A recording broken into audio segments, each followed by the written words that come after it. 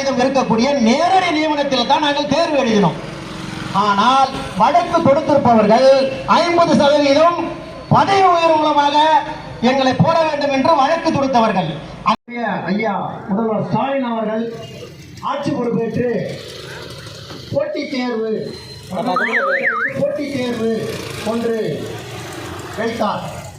அது எங்கள் எல்லோருக்குமே ஒரு மகிழ்ச்சியாக இருந்தது. விடியல் அரசு என்று சொன்னால் அவர் சொன்ன மாதிரியே நாங்கள் 12 வருஷமா எக்ஸாம் எழுதிட்டு காத்துட்டு இருந்தோம். தேர்வு வருமா வராதா, தேர்வு ரத்து செய்யணும், தேர்வு வருமா வராதா என்று நாங்கள் எல்லாம் பயந்து படித்துக் கொண்டிருந்த காலத்தில் முதல்வர் அவர்கள் ஒரு போட்டித் தேர்வு எழுத வேண்டும் என்று இந்த அரசாங்கம், தமிழக அரசாங்கம் தான் போட்டித் தேர்வை கொண்டு வந்தது. நாங்கள் எல்லாம் மகிழ்ச்சி அடைந்தோம். ஆனால் ஆட்சிக்கு வந்து 4.5 ஆண்டுகள் ஆகிவிட்டது. நாங்கள் 2023 அக்டோபர் 25ஆம் தேதி இந்த தேர்விற்கான நோட்டிபிகேஷன் அறிவிப்பாணை தமிழக அரசால் அறிவிக்கப்பட்டது. 12 ஆண்டுகள் கழித்து அக்டோபர் 25, 2023 நாங்கள் அனைவரும் நோட்டிபிகேஷன் அரசு அறிவிப்பாணையை அப்ளிகேஷன் போட்டுட்டு தூக்கம் மறந்து குடும்பத்தை விட்டுட்டு கோச்சிங் கிளாஸ், அதாவது 40,000, 30,000, 25,000 கோச்சிங் கிளாஸ்லாம் போயிட்டு குடும்பத்தை விட்டுட்டு போய் நாங்கள் எல்லாம் படித்தோம். ஏன்னா தமிழக முதல்வர் போட்டித் தேர்வு அறிவிச்சிட்டாரு, உடனே எங்களுக்கு போஸ்டிங் போட்டுருவாரு, எக்ஸாம் வச்சு போஸ்டிங் போட்டுருவாரு அப்படின்னு சொல்லிட்டு நாங்கள் எல்லாம் ஏற்கனவே தனியார் பள்ளிகளில் வேலை செஞ்சுட்டு இருந்த ஆசிரியர்கள், ஏற்கனவே தனியார் பள்ளிகளில், ஏன்னா நாங்கள் ஆசிரியருக்கான தகுதி அதை தான் படிச்சிருக்கிறோம், பிஎட் முடிச்சிருக்கிறோம், ஆசிரியர் தகுதி தேர்வு அப்படின்னு ஒரு எக்ஸாம் எழுதிருக்கிறோம்.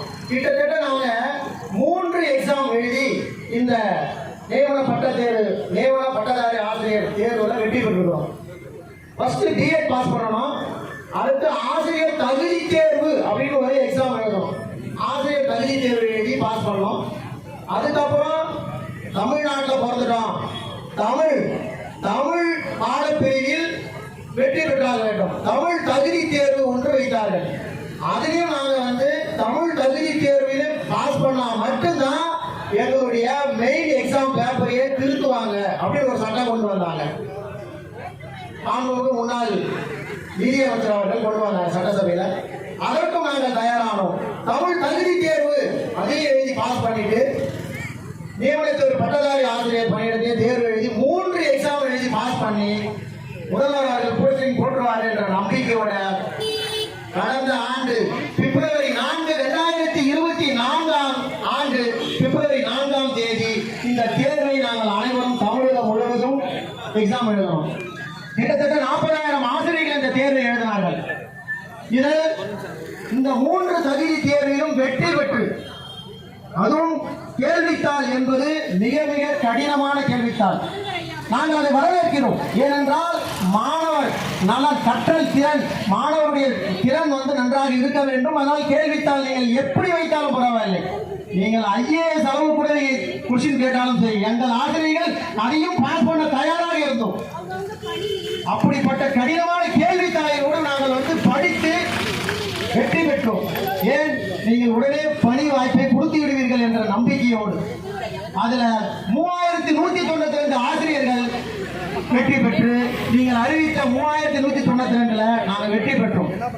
உடனே எங்களுக்கு பணி வாய்ப்பு கொடுத்துருவாரு முதல்வர் அவர்கள் அப்படின்னு சொல்லி நாங்கள் எல்லாம் நம்பிட்டு இருந்து என்ன பண்ணோம், கரெக்டா அவங்க எப்போ சர்டிபிகேட் வெரிஃபிகேஷன், சான்றிதழ் சரிபார்ப்பு, நாங்கள் எல்லாம் எக்ஸாம் எழுதி பாஸ் பண்ணிட்டோம். பாஸ் பண்ணவங்களுக்கு சான்றிதழ் சரிபார்ப்பு நடக்கிறாங்க.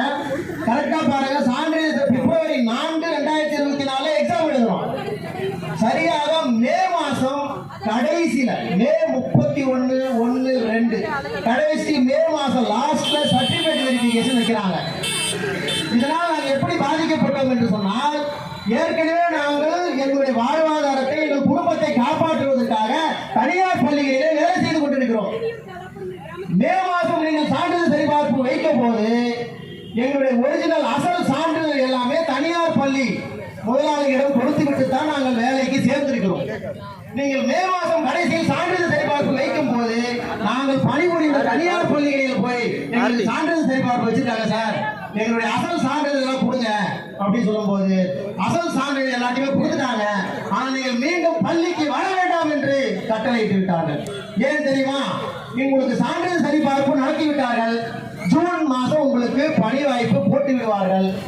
நீங்கள் மீண்டும் வந்து பாதியில் ஜூன் மாதமோ ஜூலை மாதமே நீங்கள் அரசாங்க பணியை நோக்கி சென்று விட்டால் எங்கள் மாணவர்கள் பாதிக்கப்படுவார்கள். நாங்கள் மீண்டும் ஒவ்வொரு சப்ஜெக்டுக்கும் நாங்கள் வேறு வேறு ஆசிரியர்களை தேர்ந்தெடுக்க வேண்டிய சூழ்நிலை ஏற்படும் என்று சொல்லி எங்கள் பணி வாய்ப்பு பறிபோனது. தனியார் பள்ளி முதலாளிகள், நீங்கள் அரசு பணியில் செலக்ட் ஆகிவிட்டீர்கள், உங்கள் அசல் சான்றிதழை வாங்கிக் கொள்ளுங்கள், மீண்டும் பள்ளிக்கு வர வேண்டாம் என்று கூறிவிட்டார்கள். நாங்களும் முதல்வர் அவர்கள் எங்களுக்கு உடனே பணி வாய்ப்பை கொடுத்துவார்கள் என்ற நம்பிக்கையோடு மே மாதம் எங்களுடைய அசல் சான்றிதழ் அனைத்தும் பள்ளியில் இருந்து பெற்று பணி வாய்ப்பை இழந்தோம். ஜூன் மாதமே பணி வாய்ப்பு வழங்கிடுவார் என்று நம்பிக்கையோடு இருந்தோம்.